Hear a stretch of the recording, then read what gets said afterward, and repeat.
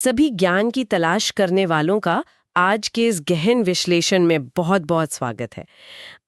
आज हम जिस विषय पर बात करने वाले ना वो हमारी रोजमर्रा की जिंदगी से बहुत गहराई से जुड़ा है। बिल्कुल। और वो शब्द है नियोजन या आसान भाषा में कहें तो प्लानिंग। हाँ, प्लानिंग। मतलब हम लोग अक्सर बात करते हैं ना कि यार उस परीक्षा की प्लानिंग करनी है या फिर दोस्तों के साथ किसी पहाड़ी इलाके में ट्रिप पर जाने की प्लानिंग करनी है। और उसमें हम करते क्या हैं? हम सोचते हैं, एक एक रूपरेखा बनाते हैं और अपने लक्ष्य तक पहुंचने का तरीका ढूंढते हैं। सही कहा। लेकिन मैं ये सोच रही थी कि जरा कल्पना कीजिए कि अगर यही प्लानिंग किसी एक छोटे से ट्रिप की ना होकर पूरे देश की अर्थव्यवस्था को बदलने के लिए की जाए तो वो कैसी होगी? वो बहुत ही बड़े स्तर की और काफी जटिल होगी। बिल्कुल। और आज की इस विस्तृत चर्चा का हमारा मिशन भी यही समझना है। हमारे पास जो स्रोत सामग्री है ना, उसमें भारत में नियोजन और सतत पोषणीय विकास यानी सस्टेनेबल डेवलपमेंट पर बहुत विस्तार से चर्चा की गई है। जी। और इसे समझने के लिए स्रोत में कुछ बहुत ही जबरदस्त केस स्टडीज दी गई हैं। हाँ। जैसे हिमाचल प्रदेश का भरमौर क्षेत्र और राजस्थान की वो विशाल इंदिरा गांधी नहर। इनके जरिए हम ये डिकोड करेंगे कि कैसे कोई देश अपने पिछड़े इलाकों का विकास करता है। और विकास की इस तेज दौड़ में हम पर्यावरण के साथ संतुलन कैसे बिठाते हैं, जो कि आज के समय में सबसे ज्यादा जरूरी है। एकदम सही। तो चलिए इसे डिकोड करते हैं। सबसे पहले तो मैं आपसे ये समझना चाहूंगी कि हमारे इतने विशाल देश में ये जो प्लानिंग है या आखिर जमीनी स्तर पर काम कैसे करती है। देखिए, ये बहुत ही बुनियादी और अहम सवाल है। अगर हम इतिहास में जाएं तो स्वतंत्रता के बाद से ही भारत में केंद्रीकृत योजना है। मतलब सेंट्रलाइज्ड प्लानिंग। हाँ, सेंट्रलाइज्ड प्लानिंग को अपनाया गया था और इसके लिए बाकायदा योजना आयोग यानी प्लानिंग कमीशन बनाया गया था, जो कि केंद्र से लेकर जिला स्तर तक की योजनाएं बनाता था, राइट? जी बिल्कुल। और दशकों तक इसी ढांचे पर काम हुआ। लेकिन विकास की प्रक्रिया ना कभी भी हमेशा एक जैसी नहीं रहती। समाज और अर्थव्यवस्था की जरूरतें वक्त के साथ बदलती हैं। और शायद इसीलिए 1 जनवरी 2015 को वो बहुत बड़ा बदलाव हुआ है ना। एकदम सही कहा आपने। 1 जनवरी 2015 को एक बड़ा संस्थागत बदलाव हुआ और योजना आयोग की जगह नीति आयोग ने ले ली। NITI, नीति आयोग। लेकिन ये बदलाव किया क्यों गया? इसका मुख्य उद्देश्य ये था कि भारत के आर्थिक नीति निर्माण में ना राज्य सरकारों की भागीदारी भी पूरी तरह सुनिश्चित की जा सके। अच्छा, मतलब अब फैसले ऊपर से नीचे की तरफ थोपे नहीं जाएंगे। बिल्कुल नहीं। ये सबको साथ लेकर चलने की एक विकेंद्रीकृत या कहें कि डिसेंट्रलाइज्ड पहल थी, ताकि हर राज्य अपनी जमीनी हकीकत, अपनी जरूरतों के हिसाब से विकास में योगदान दे सके। ये विकेंद्रीकरण वाली बात बहुत महत्वपूर्ण है, क्योंकि जो स्रोत सामग्री है ना, वो नियोजन के तरीकों को भी बहुत दिलचस्प ढंग से समझाती है। हाँ, उसमें मुख्य रूप से 2 तरीकों पर रोशनी डाली गई है, खंडीय नियोजन और प्रादेशिक नियोजन। तो चलिए इसे ना सुनने वालों के लिए एक बहुत ही सरल रूपक से डिकोड करते हैं। मान लीजिए कि घर है। एक घर। और खंडीय यानी सेक्टोरल प्लानिंग का मतलब है उस घर के अलग अलग हिस्सों, जैसे कि बिजली की वायरिंग हो गई या पानी की पाइपलाइन या फिर रंग रोगन, इन सब पर एक साथ काम करना। यानी अगर इसे अर्थव्यवस्था से जोड़ें हाँ। तो इसका मतलब है कृषि, परिवहन, विनिर्माण या संचार जैसे अलग अलग सेक्टर्स के लिए कार्यक्रम बनाना और उन्हें लागू करना। बिल्कुल। लेकिन दूसरी तरफ जो प्रादेशिक नियोजन है यानी रीजनल प्लानिंग, उसका नजरिया थोड़ा अलग है। हाँ, वो पूरे घर पर एक साथ काम करने के बजाय घर के किसी उस विशिष्ट कमरे पर ध्यान देने जैसा है जो पूरी तरह से जर्जर हो चुका है। क्योंकि हम जानते हैं कि देश के हर हिस्से में तो एक समान आर्थिक विकास नहीं हुआ है ना। बिल्कुल नहीं। कुछ इलाके बुनियादी ढांचे में बहुत आगे निकल गए हैं और कुछ बहुत ही पीछे छूट गए हैं। और इसी क्षेत्रीय असमानता को कम करने के लिए जो विशेष योजनाएं बनती है ना, उन्हें ही प्रादेशिक नियोजन कहा जाता है। और यहीं से क्षेत्रीय असमानता को पाटने की कोशिश में लक्ष्य क्षेत्र नियोजन या टारगेट एरिया प्लानिंग का जन्म होता है। अच्छा। यहाँ जो बात सबसे दिलचस्प है ना, वो है संसाधनों का विरोधाभास। विरोधाभास मतलब कैसे? मतलब हम अक्सर ये मान लेते हैं कि जिस क्षेत्र में बहुत प्राकृतिक संसाधन होंगे वहां के लोग बहुत अमीर होंगे। हाँ, जाहिर सी बात है, ऐसा ही लगता है। लेकिन ऐसा हमेशा नहीं होता। कभी कभी संसाधनों से भरपूर क्षेत्र भी आर्थिक रूप से बेहद पिछड़े रह जाते हैं। ओहो, ऐसा क्यों? ऐसा इसलिए होता है क्योंकि सिर्फ कच्चे माल का होना काफी नहीं है। उस माल को उपयोगी बनाने के लिए ना आधुनिक तकनीक और भारी निवेश की भी बहुत जरूरत होती है। अब समझ में आया। और जब हमारे योजनाकारों ने करीब 1.5 दशक तक विकास योजनाओं को लागू किया तो उन्हें इस कड़वी सच्चाई का एहसास हुआ कि क्षेत्रीय और सामाजिक असमानताएं कम होने के बजाय बढ़ रही हैं। बिल्कुल। और इसी असंतुलन को रोकने के लिए लक्ष्य क्षेत्र और लक्ष्य समूह जैसी रणनीतियां पेश की गई। थोड़ी सी रुकावट के लिए माफी चाहूंगी, लेकिन ये लक्ष्य समूह जमीनी स्तर पर काम कैसे करते थे? मतलब क्या इसका ये अर्थ था कि समाज के किसी खास वर्ग को चुनकर उनके लिए योजनाएं बनाना? एकदम सटीक समझे आप। इसे ऐसे समझिए कि जो सामान्य कृषि योजनाएं होती थी ना, वो अक्सर बड़े और संपन्न किसानों को ही फायदा पहुंचा पाती थी, क्योंकि निवेश करने की क्षमता तो उन्हीं के पास होती थी। जी। इसलिए योजनाकारों ने लघु कृषक विकास संस्था यानी SFDA और सीमांत किसान विकास संस्था MFDA जैसे कार्यक्रम शुरू किए। अच्छा, ताकि जो छोटे किसान हैं उन तक मदद पहुंच सके। इसका सीधा सा मकसद उन छोटे और सीमांत किसानों तक ऋण, उन्नत बीज और तकनीक पहुंचाना था जो अक्सर बड़े विकास कार्यक्रमों के दायरे से बाहर रह जाते थे। मतलब ये विकास की धारा को उन लोगों तक मोड़ने का प्रयास था जिन्हें इसकी सबसे ज्यादा जरूरत थी। बिल्कुल। तो ये तो हुई समूहों की बात, लेकिन स्रोत सामग्री में एक बहुत ही खास भौगोलिक कार्यक्रम का भी जिक्र है, पहाड़ी क्षेत्र विकास कार्यक्रम। हाँ, जो कि 5वीं पंचवर्षीय योजना में शुरू हुआ था। जी, और ये तथ्य बहुत दिलचस्प है कि इसमें देश भर के 15 ऐसे पहाड़ी जिलों को चुना गया जो विकास के दौड़ में बहुत पीछे छूट गए थे। जैसे उत्तर में यूपी के पहाड़ी जिले, जो अब उत्तराखंड का हिस्सा है। हाँ, और पूर्व में असम की मिकिर और उत्तरी कछार की पहाड़ियां, या फिर पश्चिम बंगाल का दार्जिलिंग और दक्षिण में तमिलनाडु का नीलगिरी जिला। लेकिन मेरे दिमाग में ये सवाल आ रहा है कि आखिर इन विशिष्ट क्षेत्रों को चुना किस आधार पर गया? क्या कोई पैमाना था? बिल्कुल पैमाना था। इसके पीछे 1981 में पिछड़े क्षेत्रों पर बनी राष्ट्रीय समिति का एक बहुत ही स्पष्ट पैमाना था। अच्छा, वो क्या था? समिति ने ये तय किया कि उन सभी पहाड़ी क्षेत्रों को इसमें शामिल किया जाए जिनकी ऊंचाई 600 मीटर से ज्यादा है। 600 मीटर से ज्यादा। और जहां कोई जनजातीय उपयोजना पहले से लागू नहीं है। मतलब जिन इलाकों पर पहले ध्यान नहीं गया उन्हें प्राथमिकता दी गई। हाँ, और समिति ने सिर्फ क्षेत्र नहीं चुना बल्कि विकास के तरीके भी सुझाए, क्योंकि देखिए पहाड़ी इलाकों की अपनी अलग चुनौतियां होती हैं। बिल्कुल, वहाँ का भौगोलिक ढांचा बहुत जटिल होता है और सड़कें वगैरह बनाना तो बहुत ही महंगा पड़ता है। सही कहा। तो उनका मानना था कि इन पहाड़ी इलाकों में विकास का लाभ सभी लोगों तक पहुंचना चाहिए, ना कि सिर्फ कुछ प्रभावशाली और ताकतवर लोगों तक। और इसके लिए उन्होंने क्या किया? उन्होंने स्थानीय संसाधनों और प्रतिभाओं के विकास पर जोर दिया। रोजी रोटी की जो अर्थव्यवस्था थी उसे निवेश की तरफ मोड़ा। और मुझे लगता है सबसे अहम बात पारिस्थितिकी यानी इकोलॉजी का संतुलन बनाए रखना रही होगी। एकदम सही।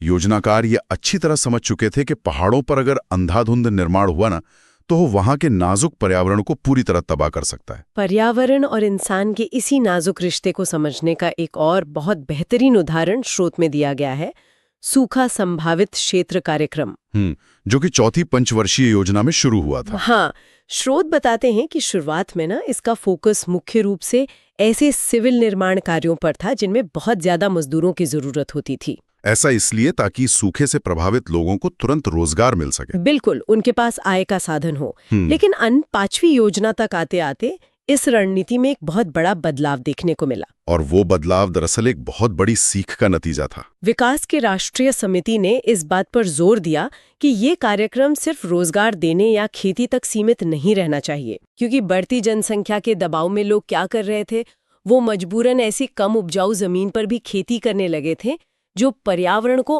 और नुकसान पहुंचा रही थी। जी।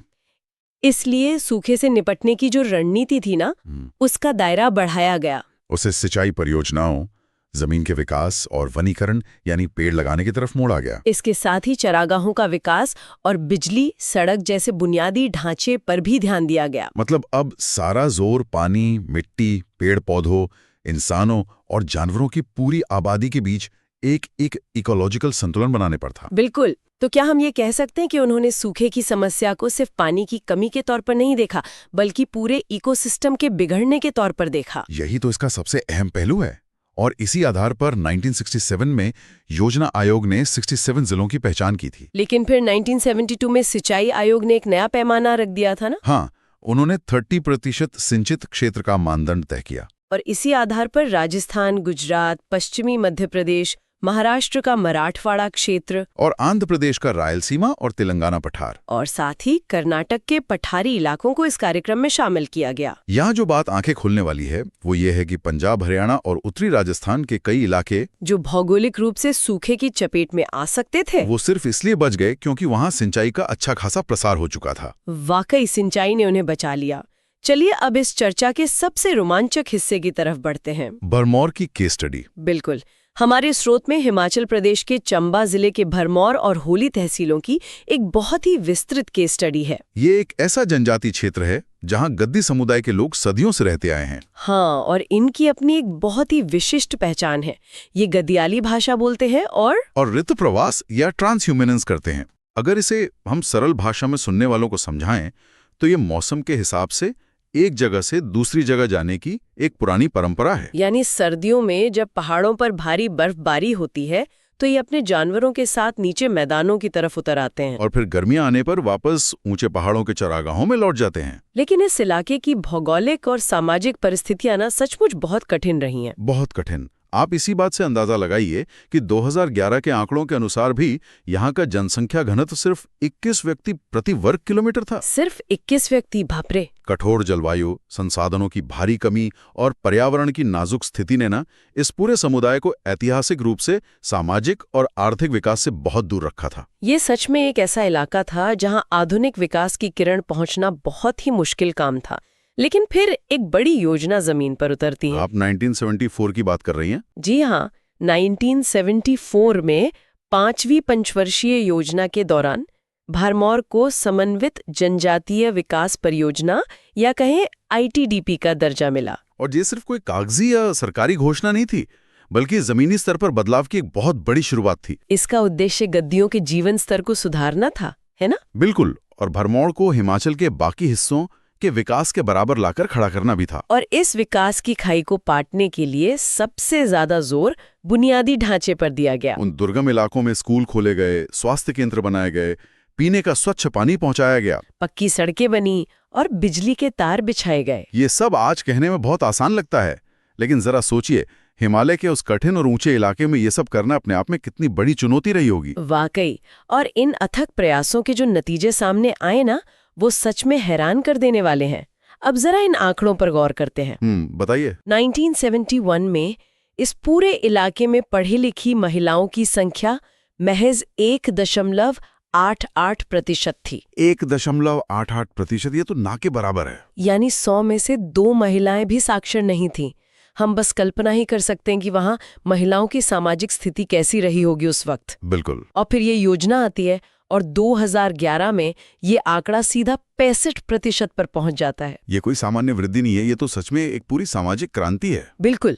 इसके साथ ही पुरुषों और महिलाओं की साक्षरता के बीच का जो भारी अंतर था वो कम हुआ, लिंगानुपात में सुधार आया और बाल विवाह जैसी कुप्रथाओं में भी तेजी से कमी देखने को मिली। और सामाजिक बदलाव के साथ साथ ना वहाँ के आर्थिक ढांचे में भी जबरदस्त उथल-पुथल हुई। हाँ, पहले ये गद्दी समुदाय मुख्य रूप से बस अपने गुजारे के लिए खेती करता था या फिर भेड़ बकरियां चराता था। लेकिन 20वीं सदी के आखिरी 3 दशकों में यहाँ के लोगों ने नकदी फसलों यानी कैश क्रॉप्स और दालों की खेती को बड़े पैमाने पर अपना लिया। क्योंकि जो बुनियादी ढांचे का विकास हुआ था ना, हाँ। उससे उन्हें सीधे बाजार से जोड़ दिया था। और इस आर्थिक आजादी का असर उनके पारंपरिक जीवन पर भी तो पड़ा। बहुत गहरा असर पड़ा।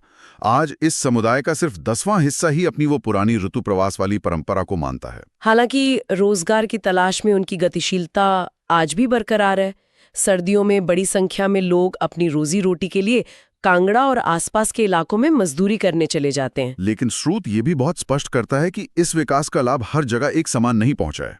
हाँ, जैसे तुंदा और कुक्ति जैसे कुछ बहुत दूर दराज के गांव आज भी इस विकास की मुख्यधारा से थोड़ी कटे हुए हैं। जी। ये पूरी भरमौर की कहानी ना हमें एक बहुत ही गहरे सवाल के सामने लाकर खड़ा कर देती है कि आखिर ये विकास का असली मतलब है क्या? बहुत अच्छा सवाल है। देखिए, एक समय था जब पूरी दुनिया में विकास का पैमाना सिर्फ आर्थिक वृद्धि को ही माना जाता था। मतलब किसी देश की GNP कितनी है, वहां प्रति व्यक्ति आय कितनी है, बस इसी से तय होता था कि देश विकसित है या नहीं। बिल्कुल। लेकिन 1970 के दशक में अर्थशास्त्रियों और विचारों को ये बात समझ आने लगी कि अगर किसी देश में पैसा तो बहुत बढ़ रहा है, लेकिन समाज में भारी गरीबी और असमानता है, तो ऐसे विकास का कोई फायदा नहीं है। और तब पुनर्वितरण के साथ वृद्धि यानी ग्रोथ विथ रीडिस्ट्रीब्यूशन का नारा सामने आया, जिसमें स्वास्थ्य, शिक्षा और हर नागरिक के लिए समान अवसर को विकास का अभिन्न अंग माना गया। लेकिन विकास की इस नई परिभाषा में एक और बहुत बड़ा आयाम जुड़ने वाला था, और वो था हमारा पर्यावरण। हाँ, 1960 के दशक के अंत तक आते आते दुनिया भर में और खासकर पश्चिमी देशों में एक बड़ी बेचैनी महसूस की जाने लगी थी। लोगों ने देखा कि उनके इस तेज औद्योगिक विकास की पर्यावरण को कितनी भारी कीमत चुकानी पड़ रही है। नदियां प्रदूषित हो रही थीं, जंगल बड़ी तेजी से कट रहे थे। और इसी दौरान दो बहुत ही प्रभावशाली किताबें प्रकाशित हुईं, जिन्होंने पूरी दुनिया का ध्यान इस गहरे संकट की ओर खींचा। पहली थी 1968 में आई पॉल एरलिच की द पॉपुलेशन बॉम्ब, और दूसरी 1972 में मीडोज और उनके साथियों की द लिमिट्स टू ग्रोथ। इन किताबों ने दुनिया को यह स्पष्ट कर दिया कि हमारी धरती के जो संसाधन है ना, वो सीमित हैं। और विकास की ये जो अंधी दौड़ है, ये अनियंत्रित नहीं रह सकती। इसी वैश्विक चिंता के बीच संयुक्त राष्ट्र ने एक विशेष आयोग का गठन किया, विश्व पर्यावरण और विकास आयोग या WCED, जिसकी प्रमुख नॉर्वे की तत्कालीन प्रधानमंत्री ग्रो हार्लेम ब्रंटलिन थीं। और 1987 में इसी आयोग ने आर कॉमन फ्यूचर नाम से अपनी ऐतिहासिक रिपोर्ट पेश की। और इसी ब्रंटलिन रिपोर्ट ने दुनिया को वो शब्द दिया जो आज हमारी हर नीति का केंद्र बन चुका है, सतत पोषणीय विकास यानी सस्टेनेबल डेवलपमेंट। इस रिपोर्ट ने विकास को एक बहुत ही साफ और दूरदर्शी तरीके से परिभाषित किया कि एक ऐसा विकास जिसमें भविष्य में आने वाली पीढ़ियों की आवश्यकताओं से समझौता किए बिना वर्तमान पीढ़ी अपनी जरूरतें पूरी करे। ये परिभाषा हमें सोचने पर मजबूर करती है कि हम आज सारा भूजल सोख कर या सारे जंगल काट कर कल के बच्चों के लिए सिर्फ एक बंजर जमीन नहीं छोड़ सकते। बिल्कुल, विकास का मतलब सिर्फ आज की सुख सुविधा नहीं है, बल्कि कल के अस्तित्व को बचाए रखना भी है। और इसी बंजर जमीन को हरा भरा करने और इंसान की महत्वाकांक्षा के बीच के संघर्ष को समझने के लिए हमारे पास एक बहुत ही महाकाव्य जैसी केस स्टडी है, इंदिरा गांधी नहर कमान क्षेत्र की कहानी। जी, ये एक ऐसी इंजीनियरिंग परियोजना है जिसने थार के रेगिस्तान का भूगोल ही बदल कर रख दिया। 1948 में कंवर सेन नाम के एक दूरदर्शी व्यक्ति ने इस नहर का विजन दुनिया के सामने रखा था। और 1958 में इसका जमीनी काम शुरू हुआ। पंजाब के हरी के बैराज से निकलकर राजस्थान के तपते थार रेगिस्तान से गुजरने वाली ये दुनिया की सबसे बड़ी नहर प्रणालियों में से एक है। इसकी कुल नियोजित लंबाई 9060 किलोमीटर है और इसका लक्ष्य था 19.63 लाख हेक्टेयर सूखी जमीन तक सिंचाई का पानी पहुंचाना। जरा कल्पना कीजिए, अब तपते हुए रेतीले टीलों के बीच बहता हुआ पानी। ये दृश्य ही अपने आप में किसी चमत्कार से कम नहीं लगता, और इसके शुरुआती प्रभाव भी बिल्कुल जादुई रहे।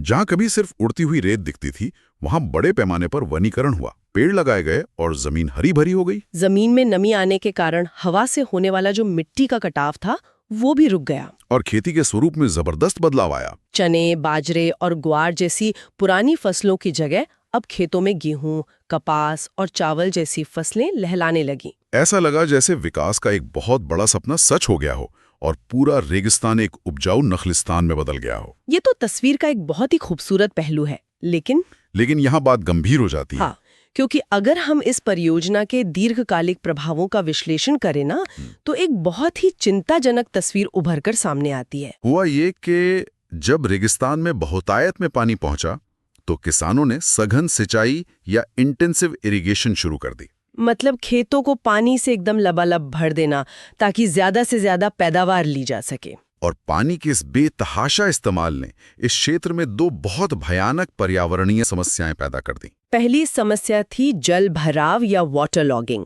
जमीन के अंदर पानी का स्तर इतना ऊपर आ गया कि कई जगहों तो खेत सीधे दलदल में बदल गए। और दूसरी समस्या इससे भी बड़ी है, मृदा लवणता यानी सॉइल सेलिनिटी। ज्यादा पानी भरने से जमीन के अंदर का जो नमक था ना, वो रिस्कस सतह पर आ गया और मिट्टी पर सफेद नमक की एक पूरी चादर बिछ गई। इन दोनों समस्याओं ने जमीन की प्राकृतिक उपजाऊ क्षमता को बुरी तरह नष्ट कर दिया है। और आज स्थिति ये है कि लंबी अवधि में इस इलाके की कृषि स्थिरता पर ही बहुत बड़ा सवालिया निशान लग गया है। बिल्कुल। तो क्या ये इतनी बड़ी नहर प्रणाली और इस पूरे इलाके का भविष्य अब खतरे में है? मेरा मतलब है, क्या इस जमीन को पूरी तरह बंजर होने से बचाने का कोई तरीका है? स्रोत सामग्री में उन 7 उपायों पर भी काफी चर्चा की गई है जो विद्वानों ने इस नहर क्षेत्र को बचाने के लिए सुझाए हैं। तो चलिए उन उपायों पर एक नजर डालते हैं। ये उपाय दरअसल किसी भी पर्यावरणीय संकट को सुलझाने के लिए एक बहुत ही बेहतरीन केस स्टडी है। सबसे पहली चीज क्या है? सबसे पहला है पानी के इस्तेमाल के तरीके को बदलना। जल प्रबंधन नीति का पूरी कठोरता से पालन करना होगा। इसके तहत क्या तय किया गया? इसके तहत ये तय किया गया है कि चरण 1 में सिर्फ रक्षण सिंचाई यानी प्रोटेक्टिव इरिगेशन हो। मतलब फसलों को सिर्फ उतना ही पानी दिया जाए जिससे वे सूखे नहीं, ना कि पैदावार बढ़ाने के लालच में उन्हें पानी में डुबो दिया जाए। बिल्कुल। और चरण 2 में पानी का इस्तेमाल मुख्य रूप से चारागाहों के विकास के लिए हो। दूसरा उपाय है फसल के चुनाव में बदलाव चाहिए जो बहुत ज्यादा पानी पीती हैं। इसके बजाय उन्हें खट्टे फलों यानी सिट्रस फ्रूट्स की बागवानी करने के लिए प्रोत्साहित किया जाना चाहिए। और तीसरे उपाय में स्रोत में एक शब्द है वारबंदी या ओसरा पद्धति। क्या इसका मतलब पानी की राशनिंग करना है ताकि सबको बराबर हिस्सा मिले और पानी की बर्बादी रोके? आपका अनुमान बिल्कुल सही दिशा में है। पानी के न्यायसंगत बंटवारे और बर्बादी को रोकने के लिए ही कमान क्षेत्र विकास कार्यक्रम या कैड लागू करने की बात कही गई है। इसमें क्या क्या शामिल है? इसमें पानी ले जाने वाले नालों को पक्का करना शामिल है ताकि पानी जमीन में रिस कर जल भराव ना करे। और जमीन को समतल करना? हाँ, और वारबंदी पद्धति को लागू करना जिसमें हर किसान के लिए पानी लेने का समय और मात्रा एकदम तय होती है। चौथा उपाय है उस जमीन का पुनरुद्धार करना जो पहले ही जलक्रांत और लवणीय हो चुकी है। उसे फिर से खेती के लायक बनाने के लिए जमीनी स्तर पर काम करना होगा। और इसके साथ ही हमें पर्यावरण को भी तो फिर से खड़ा करना होगा ना, जो कि 5वां उपाय है। जी। स्रोत में इसके लिए पारिस्थितिकी विकास या इको डेवलपमेंट पर जोर दिया गया है। इसमें बड़े पैमाने पर पेड़ लगाना, तेज हवाओं को रोकने के लिए पेड़ों की रक्षण मेखला यानी शेल्टर बेल्ट्स बनाना शामिल है। और चरागाहों का विकास करना, खासकर नहर के उन इलाकों में जहां का पर्यावरण बहुत ही नाजुक है। छठा उपाय इस पूरी सुधार प्रक्रिया का एक मानवीय पहलू है, सामाजिक सततता।